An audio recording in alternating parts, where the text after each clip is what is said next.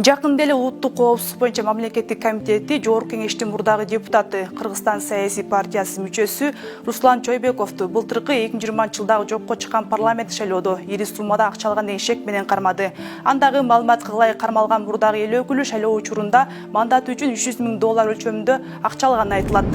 Белгилей кетсек, былтыркы парламент шайлоодо талапкерлерге алдыңкы тизме убада кылып, акча алган жагдай биринчи жолу катталып жаткан жок. Атайын кызмат буга чейин дагы дал ушундай жол менен ири суммада каражат алган Борбордук шайлоо комиссиясы мүчөсү Акылбек Ишимовду жана Нарын шаарынын мэри Самарбек Болотбековду кармаганын билдирген эле.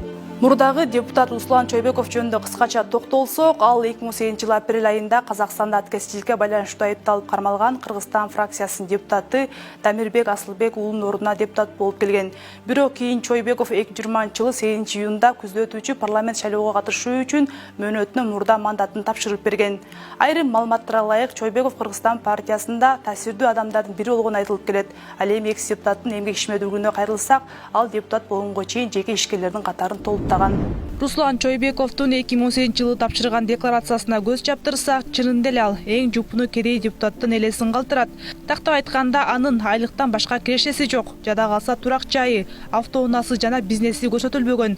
Болгону 1 жылда 373 024 сом киреше тапкан. Андан башка түгүл жакын туугандары, өзү да эч кандай мал мүлккө ээлик кылбаары жазылган. Бирок кызыгы Руслан Чойбековдун эмгек ишмердүүлүгүн кароо туруп, анын бир нече компанияларга жетекчи болгонун көрүүгө болот. Тагыраагы Чойбековдун декларациясы менен салыштырганда, компаниялары тууралуу сөз болбогону ачык эле көрүнүп турат.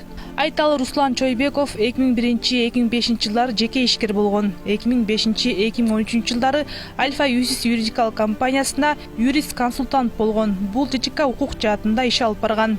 2013-2016 жылдары Руслан Чойбеков Автогаз ЖЧКсынын башкы директору болгон. Ал эми бул компаниянын негизги ишмердүүлүгү газ жабдуу системалары аркылуу жеткирилген газ, күйүүчү май сатуу менен алектенген. Бирок Адилет министрлигинин базасына ылайык компания 2013-жылы кайра каттоодон өткөнү жана жетекчиси катарында Салиев Кубанычбек деген жаранга катталганын көрүүгө болот.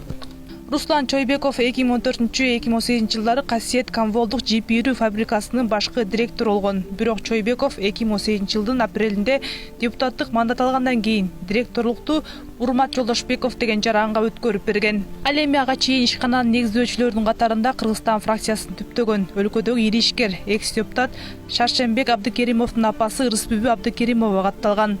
2014 жылы Касиет ЛТД деп аталган дагы бир фирма ачкан. Бул ишканадагы жип-ийрүү менен алектенген. Компания Исқақов Эрнест жана Абдуллай Азимжан аттуу жарандарга катталганы менен салык кызматынын бюджет порталында Руслан Чойбековдун аты да аталып жүрөт. Агропродукт жоопкерчилиги чектелген коому фирма товарларды дөңүнөн сатуу менен алектенген. Жетекчи катары экс депутат Чойбеков Русландын аты аталат. Бирок Адилет министрлигинин базасына ылайык компания 2011 жылы ноябрь айында каттоосу токтотулган. Бирок кызыгы эмнегедир Руслан Чойбековдун декларациясында бул ишканалар тууралуу такыр сөз козголбогон. Дагы бир белгилей кетчү жагдай, мамлекеттик салык кызматы 2018 жылы декларациясын өз убагында тапшырбаган 5 депутаттын тизмесин жарыялаган. Ал эми алардын катарында Руслан Чойбеков да болгон. Эске салсак, Жазык кодексинин 323 беренесинин 1-бөлүгүнө ылайык, эгер мамлекеттик кызматкер декларациясында кайсы бир мүлкүн жашырса, кылмыш катары санала турганы айтылат.